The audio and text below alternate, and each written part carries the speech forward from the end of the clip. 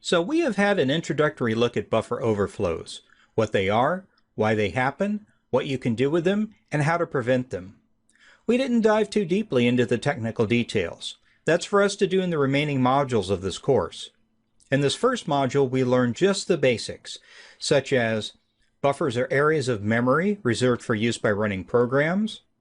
Buffers are used by programs for holding data. Buffers exist next to each other in program memory. Programs are responsible for not exceeding the memory boundaries of its buffers, or allowing data to be written or read where it shouldn't. Reading or writing outside of memory buffer is called overflowing, underflowing, overrunning, or underrunning the buffer, depending on how it's done. Buffer overflow conditions exist because of poor program design, implementation, and testing practices. A vulnerability is a flaw in a design, implementation, or configuration of a program that can be a security risk. When a buffer overflows, programs can become unstable in their operation or abnormally terminate. This can also expose data and cause data corruption.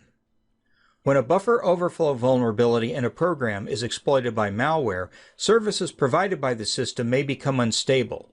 Programs run at higher than normal privilege, and network ports may be opened and command shells created, allowing a remote attacker to gain command and control of the system. Integer overflows are arithmetic error conditions not related to buffer overflows, but can be caused by them. And buffer overflows can cause integer overflows too. Finally, we had a brief look at what programmers, system administrators, and users can do to prevent buffer overflows from occurring and minimize their impact when they do. Programmers, write safe and secure code that will not permit the occurrence of buffer overflow conditions, and fix the code of the programs you have already written that do. Also, use the security features included with your software tools. System administrators, find and patch or remove programs with known buffer overflow vulnerabilities. Use modern hardware and operating systems that have features used to detect and mitigate buffer overflows, and software security programs that protect against buffer overflow threats.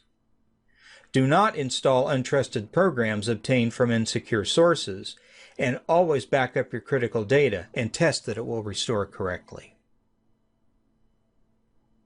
This quote from Steve Jobs sums up my challenge to take an advanced computer programming topic and make it presentable to the beginning level IT person.